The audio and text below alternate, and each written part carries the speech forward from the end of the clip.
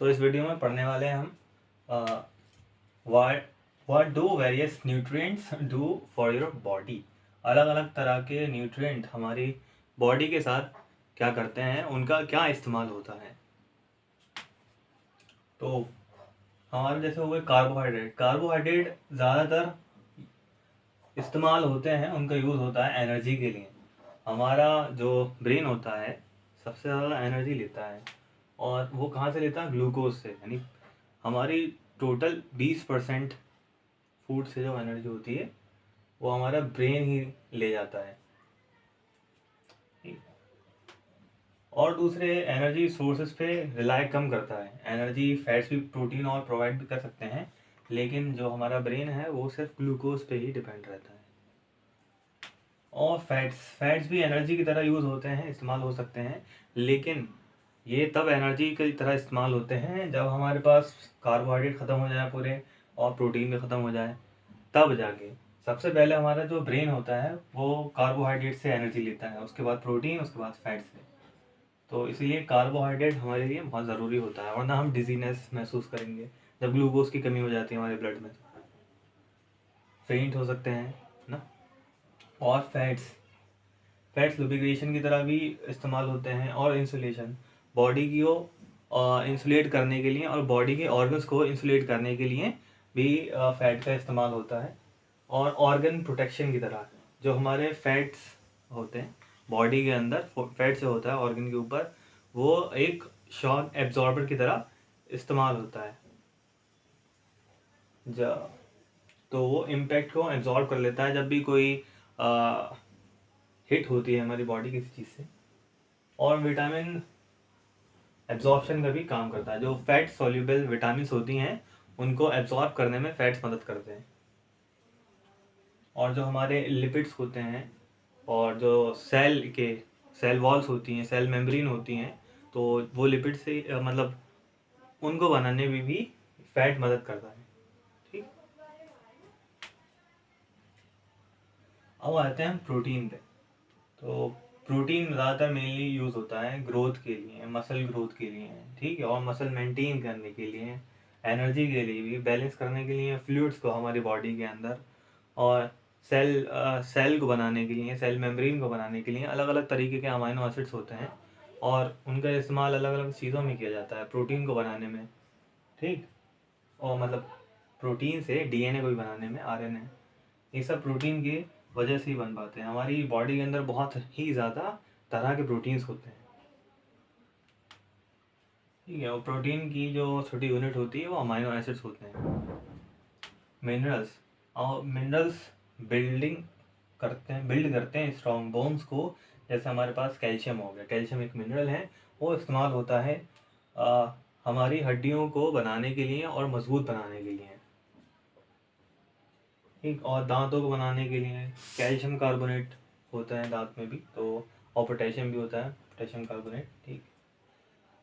तो इसकी वजह से जो हमारी नर्व होती हैं मिनरल्स की वजह से वो भी स्ट्रांग बनती हैं, और मसल्स को भी मेंटेन करने में मदद करता है, ठीक है।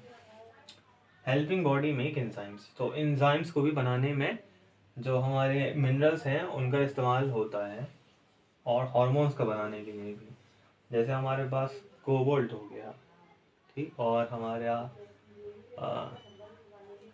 आयरन हो गया, ठीक। जैसे ब्लू ब्लड होता है ना, वो मोलेस्का का है, यानी ऑक्टोपस वगैरह का, तो वो कोबाल्ट की वजह से होता है। जैसे हमारे हीमोग्लोबिन के अंदर आयरन होता है, उनके ब्लड के अंदर, यानी ब्लड सेल्स के अंदर कोबाल्ट होता है।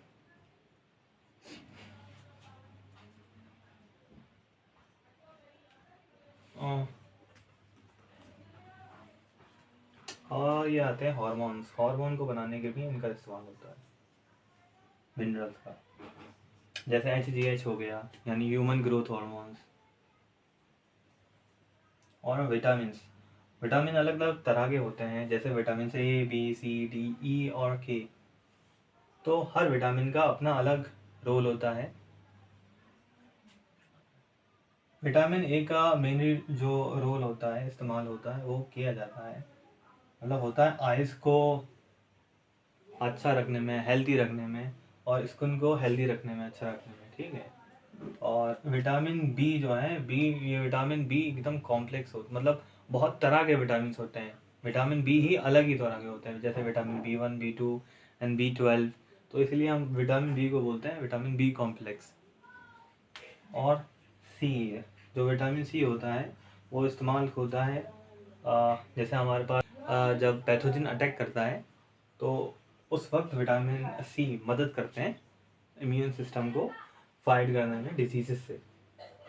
और जो विटामिन डी जो होता है वो बोन्स को स्ट्रॉन्ग रखता है, टीथ को स्ट्रॉन्ग रखता है। कैसे रखता है? क्योंकि विटामिन डी जो हमारे पास कैल्शियम होता है, कैल्शियम को एब्जॉर्ब करने के लिए मदद करता है, ठीक। वो चीज़ों से, फूड जो भी हमने कैल्शियम सोर्स लिया है उससे कैल्शियम सोर्स से विटामिन डी निकालेगा, बाइंड करवाएगा हड्डियों से, टीथ से। तो उन सब में विटामिन डी मदद करता है। और ई होता है एंटीऑक्सीडेंट की तरह यूज़, ठीक। और प्रोटेक्ट करता है हमारे सेल को, ठीक। सेल्स को प्रोटेक्ट करता है क्या, किससे? फ्री रेडिकल से। और इम्यून सिस्टम की भी मदद करता है विटामिन ई लड़ने में पैथोजन से। के होता है, विटामिन के मदद करता है ब्लड क्लॉटिंग में।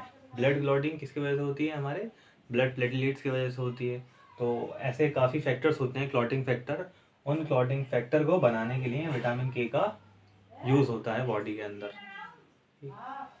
तो अब ये सब हो गए। इसके बाद वाटर का तो हम पढ़ चुके थे पहले। वाटर का इस्तेमाल हो रहा था एज अ मीडियम, ठीक है, इलेक्ट्रोलाइट की तरह, और यूरिन में और स्वेट में, ठीक है। तो स्वेट के ज़रिए हमारी बॉडी में से टॉक्सिन्स निकल रहे थे, वेस्ट निकल रहा था। तो वो मीडियम की तरह इस्तेमाल हो रहा था वहाँ पे वाटर, ठीक। तो इस वीडियो में इतना ही, ठीक है। मिलते हैं अगली वीडियो में।